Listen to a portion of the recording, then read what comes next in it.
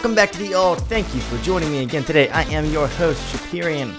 Today, talking about this Thursday night matchup between the Falcons and the Bucs. We've got the weekly UniTalk of the week coming up, and I'm also going to give you a little bit of a primer for NFL Week 5 because this is usually the point of the season where, actual reality starts to set in, actual storylines that will pervade throughout the entire season or go throughout the entire season and be meaningful come December and January start to form. The first 4 weeks, always a little weird, always a couple of weird stories, a couple of bad teams that do good, a couple of good teams that do bad. Week 5, historically speaking, is when things get a little more legit. Got an interesting stat about one of those teams coming up as well. Before we get into it, if you could please do me a favor and check and see if you're subscribed to the channel, and if you're not, please consider doing so. I would greatly appreciate it more than you know. You can also follow me on most social media at TheAltNFL. Leave a comment down below if I've missed something or if you want to point out something or if something struck a nerve with you. If you're listening on Spotify or Apple Pods or anywhere else and you enjoy the episode, please leave me a 5-star review. But without further ado, let's get right into it. I'm going to start today with I'm just kind of calling a Week 5 primer. Because I was looking around and I'm like, okay, what are the big storylines for the games this week right now? What am I looking at that jumps out to me? And the answer, in complete and total honesty, is a lot. A lot jumps out to me. In particular, I'm looking at the standings. That's pretty normal box score watching. And as things are starting to formulate, it's like, there's no team that's really running away with it yet, or besides maybe the Chiefs in the AFC West, who are, probably the biggest favorite to win the division in the entire NFL. There's a lot of teams that can continue to advance depending on how the way the games work out this week, but there's also a lot of matchups this week that, depending on how they roll, could have us looking at completely different divisional landscapes next week. First, I'm going to talk about the team that, like I said, you're probably sick of me talking about, and that is the Minnesota Vikings. Again, I'm squeezing all the Vikings talk in now because while I do believe in them, this is a very impactful week for them, and we don't know if this team's going to be around in December, if they're going to be relevant in December or not. We don't know. I always have nightmares about this one team that I believe was the 2008, was it 08? It was 08. 2008 Buffalo Bills that started 4-0. I remember being like, dang, these Bills are 4-0. I didn't see them being good, and they weren't good. They went 7-9, they missed the playoffs. To go 4-0 and only win 3 more games for the rest of the year is heartbreaking. Then I got to thinking about it. Okay, it seems like this does happen quite a bit. I can actually remember a few teams to start 4-0 and not make the playoffs, such as those Bills. How often does it happen? And while I'm sure the guys up in Stamford, Connecticut for ESPN or something like that could come up with a possible answer for me, the bottom line for me is that any normal human with normal resources such as myself can't get a for real answer on it. Why? Because it happens a lot. More than you would probably realize, teams start 4-0 and don't even make the playoffs. That said, who's 4-0 right now? The Kansas City Chiefs and the Minnesota Vikings. We're not talking about the Chiefs. We know what to think about the Chiefs. We're going to be talking about the Chiefs plenty as the season goes on. For this particular point, the point is the Vikings. You're going to London. Take on the Jets, who are pissed off, who can't seem to buy a win when it matters, and are somehow still 2-2. Oh, we're 2-2. This is good. But their wins are over the Titans and the Patriots, 2 of the worst teams in the NFL. They were not able to do anything on this Broncos defense, and I don't want to hear weather as an excuse. It was a home game. Denver played in the same weather. I don't want to hear about it. But now you're going to London, where everything shakes up and everything changes. And for Minnesota, it's like, okay, we're going in, and this could be a total momentum breaker. Because we have Aaron Rodgers, whose back is sort of against the wall. I know if Aaron Rodgers goes 2-3, he's not going to be panicking. But being in New York, being for the Jets, being with a head coach that seems to find himself in the news more often than you would probably guess for Robert Saleh, who I really like, but seems to catch a lot of scrutiny all the time.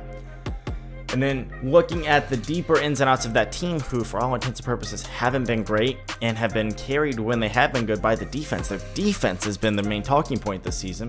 You look at them in terms of EPA, and that defense is the shining star of the group, not the offense. The offense has not been able to get rolling yet. And all I'm looking at for this particular game is a recipe for Minnesota to lose and fall downhill for the rest of the season, as is the normal Sam Darnold experience that we've been accustomed to. He's not been able to get it done down the stretch. Okay, but this Vikings team doesn't seem normal. We talked about how I don't believe that what we're getting is fool's gold, I buy into it because it's been so good on both sides of the ball. Complete and utter domination of points over good teams, the Texans, the Packers, things of that nature. The 49ers couldn't get anything going against the Minnesota Vikings this season. It seems legit.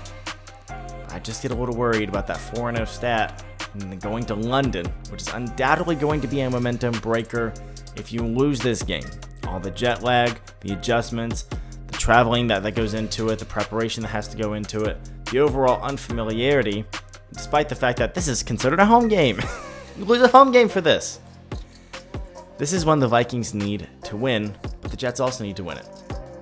I talked about the stats of a team going 4-0 missing the playoffs, how it's hard for me to find legitimate data on it because it seems to actually happen quite a bit throughout NFL history.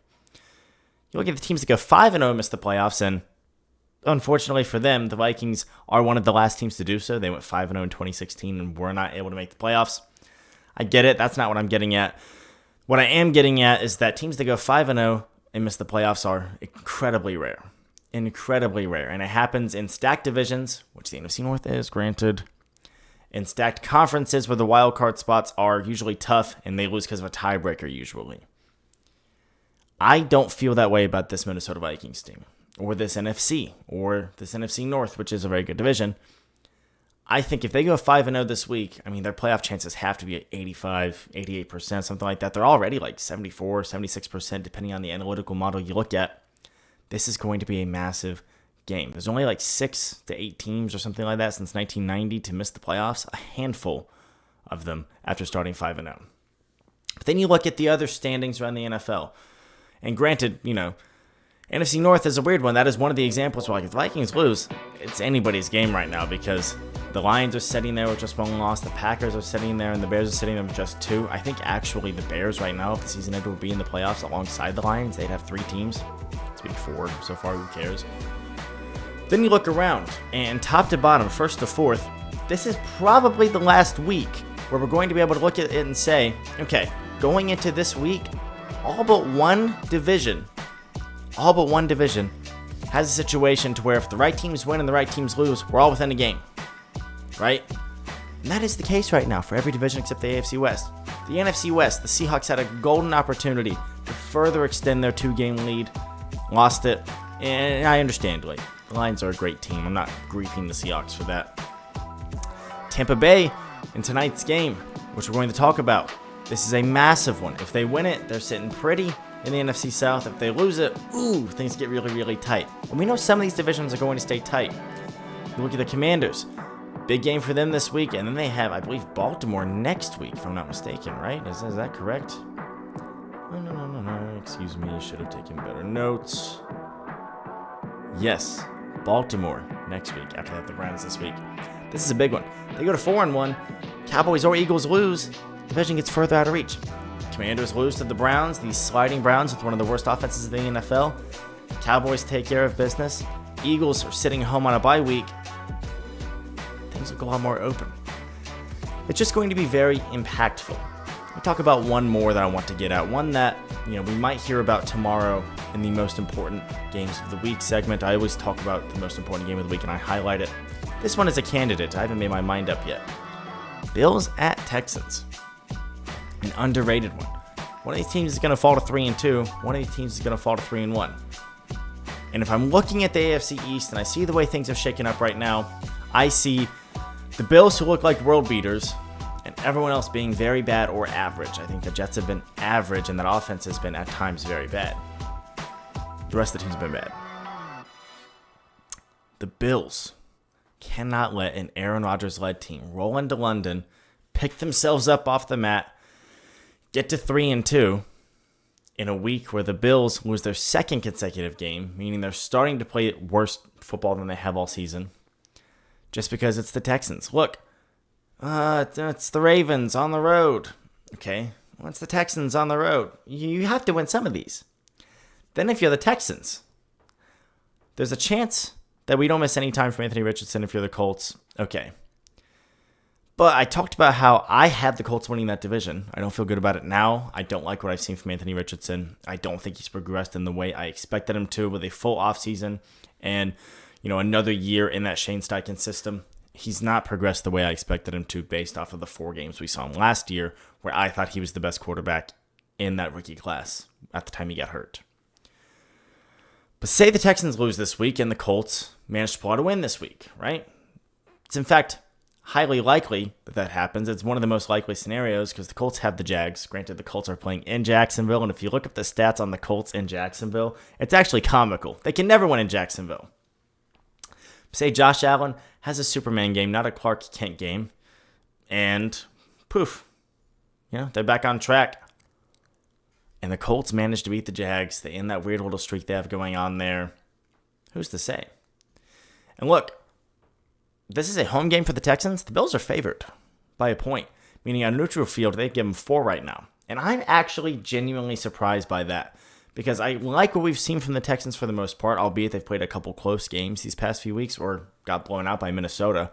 They've not really dominated anybody yet, but they're young. They're such a young team, and teams like that tend to play better in late November and early December when they're hanging around in every game. Bottom line is they're finding a way to get it done. They're 3-1.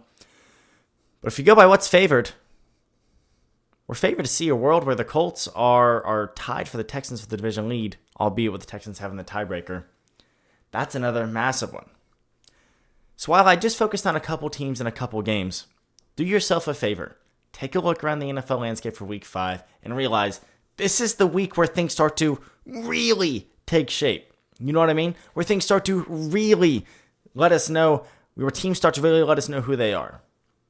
You can be a completely different team in September than you are in October. It's not often, it does happen, but it's not often you're the same team in September and October and then you suck for the rest of the season. Not often, right? Okay, the Eagles last year, I get it. The Dolphins last year, I get it. It's not often. Week 5 is going to be the beginning of the end of the season in terms of what we're seeing from these teams. Bookmark that, think about it, and take a look around the league this week. There's some crazy impactful games. That's why I'm struggling to determine what the most important game of the week is going to be. Bottom line is, it's going to be a great week. The slate is loaded, in my opinion. And it starts tonight with a very good divisional matchup in the NFC South that, for all intents and purposes, is not nearly as bad as we thought it would be. So with that said, my nose is itchy today. I don't know why it's so itchy today. Sorry about it. Let's move into the UniTalk of the week before we talk about my 3 keys to Bucs-Falcons. This week for the UniTalk, not going to focus as much on individual uniforms that teams wear, the jerseys, the helmets, sort of, things of that nature. I want to talk about individual quirks that we would see or subtly used quirks, lesser used quirks, and how they were in the older days of the NFL versus how they are now. If you look back at your parents' generation or my parents' generation of the NFL, it just seems like, for one reason or another, things were more colorful and more lively, despite the fact that, they didn't have a concept of 720p, much less 4K. And, the graphics weren't as great. Photoshop wasn't as good to make the whole moving animations that we see from the networks, things of that nature. It seems like it was more colorful and lively. And I look at that and I say, why is that? Well, think of some of the players who were very iconic during those times for specific looks. Think of like Dion with the Jerry curl and the headband and that bright red Falcons helmet, sunglasses on the sideline. Think about Jim McMahon with sunglasses on the sideline, the Chicago Bears hat, and he had the little strings going on the back around his neck. Things like that. Think of Brian Bosworth. Giant shoulder pads, crazy hair, neck roll, thin little headband. The individualism in the 1980s and 1990s NFL was off the charts. But it didn't die then. It's not dead now, but it's not the same as it used to be back then. But it wasn't around that time that it died. No. Look at just the most recent generation of players who have now become luminaries like Ray Lewis, Justin Tuck, had those crazy face masks, Brian Arakpo with his crazy face masks, Odell Beckham, who is not a former player but feels like one, is a player who, just in that most recent era, was able to be very individual with the hair and the cleats and things like that. But to compare that to what we're looking at now, right now, and I see a lot of things that to me feel like TikTok and Instagram culture sweeping the whole league at once. And I'll talk more about that in a second, but in general, what I'm saying is trends seem to sweep the whole league, and it's less common for guys to have one thing that's their thing. And even if they're not the only one to do it in the 80s, it wasn't like everyone had Boz's hair. It wasn't like everyone had a Jerry curl. Not everyone wore sunglasses on the sideline. Feels like now if something catches on, it's immediate. The mouthguard trend, I want to say it's Brian Burns on the Lions and then one other player on the Lions who was slipping my mind. Apologies for that. Green mouthpiece in the helmet, which I hate, by the way. I hate that. But, okay. Interesting. That's everywhere now. There's teams everywhere across college and the pros putting a mouthguard right on the top of your helmet. Okay? And I don't know if the Lions started it, but they certainly seem to popularize it. And that green mouthguard on the silver helmet, certainly one of the pictures that stands out of my mind in it. But now it's everywhere. Custom thigh pads are a huge one right now. A lot of players have them. Kyler Murray with Bruce Lee. Tyreek Hill wore the cheetah ones in that Super Bowl a couple years back that they lost to the Buccaneers. I think of Jamar Chase's that say Uno, things like that. And these are cool. I like the custom thigh pads. It's an example of a modern trend that the NFL has for some reason allowed, that when they don't allow anything else in terms of individualism. I'm shocked these are allowed, but they are. And this is great. But it's not really unique. Everybody has their own thigh pads, but it's really everywhere now, to the point of like, this guy was a 6th round pick 4 years ago and has seen the field 3 times, and he's got custom thigh pads. That's kind of how it feels. I think I saw a stat that it's been over 700 players total in NFL history to wear the custom thigh pads already. That puts into perspective. It's not one guy's thing or 2 guys' thing. I talked about those face masks like Justin Tuck, Ray Lewis, and Arakpo were the big ones. Max Crosby just last year had a very unique face mask that was very symbolic and important for him. The NFL said no to it immediately, by the way. Said, nah, get it out of here. Things like that. Everyone has it. Gloves used to be very unique. Now it feels like, not only does hardly anyone have custom unique gloves, but the ones that do are so few and far between that you don't really think about them as a thing, even though gloves are so easily customizable. Tyreek Hill's are definitely one of the ones that come to mind in terms of current unique ones with the peace sign silhouette, since he's not allowed to do this, but he can do this and show the peace sign that way. What are we doing, NFL?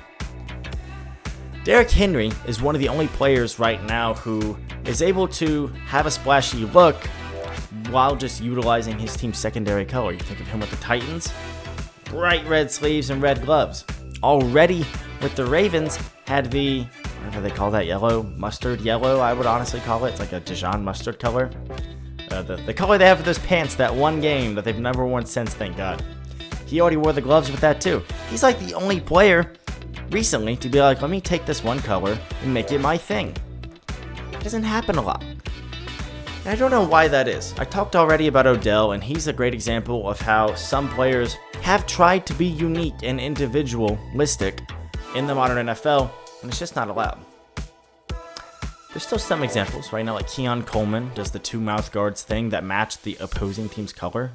He did that in college, and I've only seen him do it once this season, but I imagine he's still doing it because I think I read that he is continuing that trend in the NFL. On the Thursday night game, he had the aqua and orange mouth guards to match the Dolphins' colors. That's a great idea. That is super cool, by the way. All of this to say, for one reason or not, individualism in the NFL seems to not be as much of a thing anymore. I wish we could bring it back in a tasteful way. I agree people are a little crazier now. We have a lot more access to technology and the ability to make things happen quickly. Like there's a t-shirt for everything and it's out 24 hours after the fact.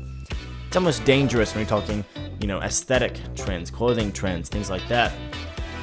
But there's got to be a better way than just custom thigh pads for people to be able to express some individualism without completely breaking the entire uniform look of a team. It's called a uniform because we're all supposed to be in uniform, in unity, I believe is where the word's derived from, as one. But the little touches, the things you can change, the cleats, the gloves, the accessories, I wish we could find a way to bring back more individualism with them. That wraps up the UniTalk of the week. Let me know on Twitter at TheAltNFL or in the comments below.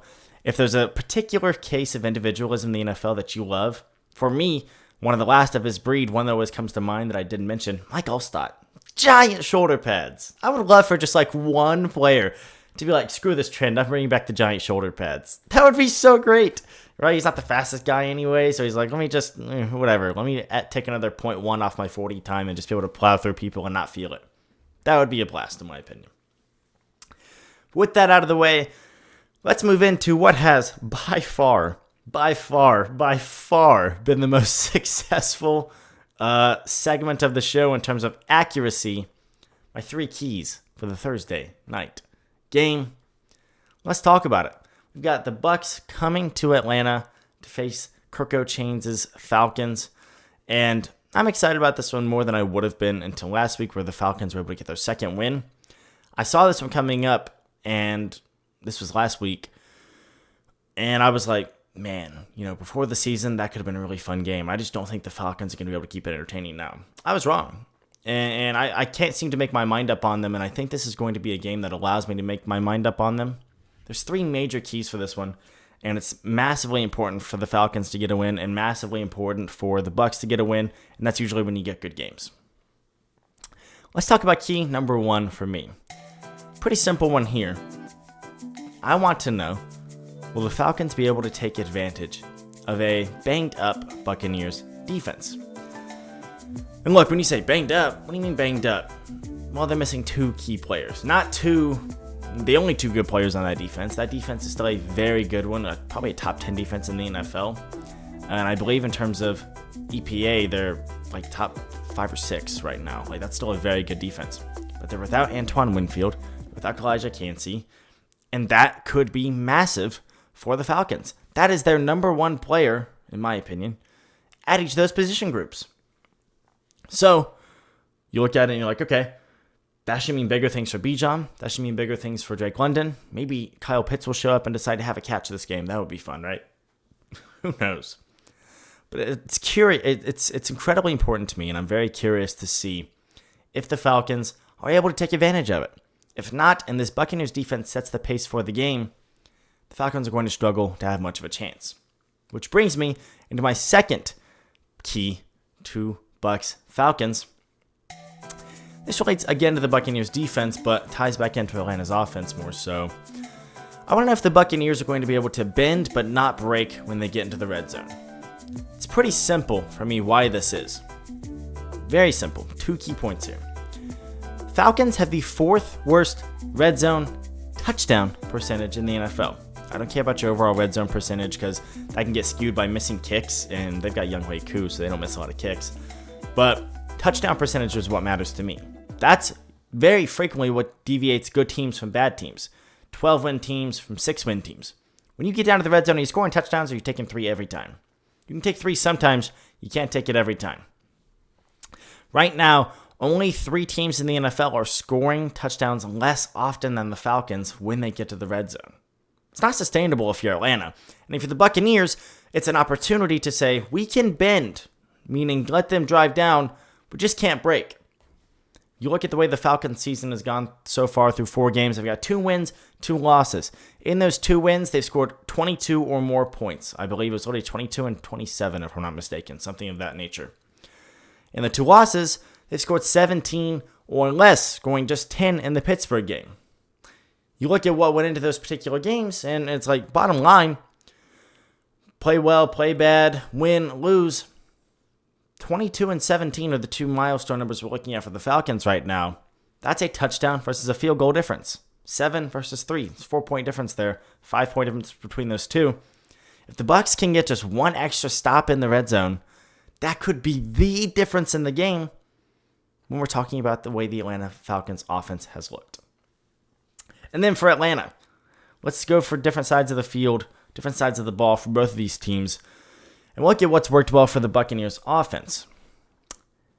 If the Atlanta Falcons can mitigate one of Mike Evans or Chris Godwin, that's my 3rd key, they have probably a doubly better chance to win this game than they do otherwise. I mean, a significantly better chance to win this game.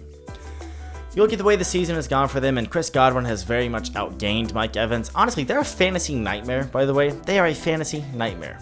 I had Mike Evans 1 year, and yes, he had his 1,000 yards, and that's great, but Chris Godwin was the better fantasy receiver a lot of those weeks that I started Mike Evans, and that was so frustrating. I could never seem to get it right. The next year, I grabbed Chris Godwin, and it was like the exact same scenario, just flipped. Every time I started Chris Godwin, Mike Evans was better, or scored the touchdowns at least. So it'd be like Chris Godwin, 6 catches, 64 yards. Mike Evans, 2 catches, 14 yards, 2 touchdowns. What? That's the way it's going still. Godwin is outgaining Evans. Evans is obviously still the bigger touchdown threat. You put him in one-on-one coverage and ask Baker Mayfield. He said, that's like a cheat code. It's like a free touchdown, and I'm going to take it every time. Okay, look at the trend with the Buccaneers over these last 2 seasons. Look at the box scores in the games they win versus the games they lose. And it seems like more often than not, when they're losing, it's not because you shut down both Evans and Godwin. That doesn't happen very much at all, actually. In particular, though, you just shut down one of them, and your chances of beating the current Tampa Bay Buccaneers skyrocket. Skyrocket. And that is going to be massive for this Falcons defense. You can let one have a good night. In particular, you're probably picking Chris Godwin just because of Mike Evans' ability to find the end zone. But you can't let them both have a good night. Mike Evans has 2 touchdowns. Chris Godwin better have like 3 catches for nothing, okay? And vice versa. That is going to dictate the outcome of this game, maybe more than the other keys are. Bama don't break, sure, whatever. What's that really saying? Take advantage of the defense. Scoring? Okay. Mike Evans, Chris Godwin. Look at how they do at the end of this game. If they feasted at all, both showed up in the box score, it's probably a Tampa Bay Buccaneers victory that we'll be hearing about come Friday morning. Speaking of Friday morning, this wraps up this episode of the show, but I'll be back Friday morning to, of course, talk about the same stuff as always. I'm getting rid of the term underdog lock of the week and just rebranding it the underdog pick of the week. I don't know. That's not very fun or interesting, right? But we're going with it. We'll have my one and done. We're finally starting to get on the board with those. Kind of struggled a little bit, but we're getting on the board. I think we've won the last 3, right? I think we've won the last 3 of those. Haven't we? Or did we not? I can't remember. I'll look up. I'll have the record for you tomorrow. And then we'll, of course, talk about what I think the most impactful matchup of the Week 5 slate is going to be. Not the most fun game, not the most box office game, not the game with the highest ratings, most impactful. Thing that's going to create a web of interesting outcomes for the rest of the season.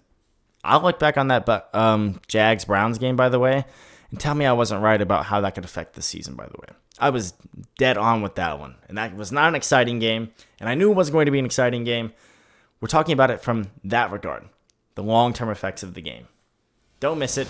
I'll be back tomorrow with it. If you have not already, please check and see if you're subscribed. I would appreciate it. Let me know at the NFL if I missed something, or if you've got something else for tonight's Falcons-Bucs game that's going to be massive. I would love to hear from you. But that wraps up this episode of The Alt.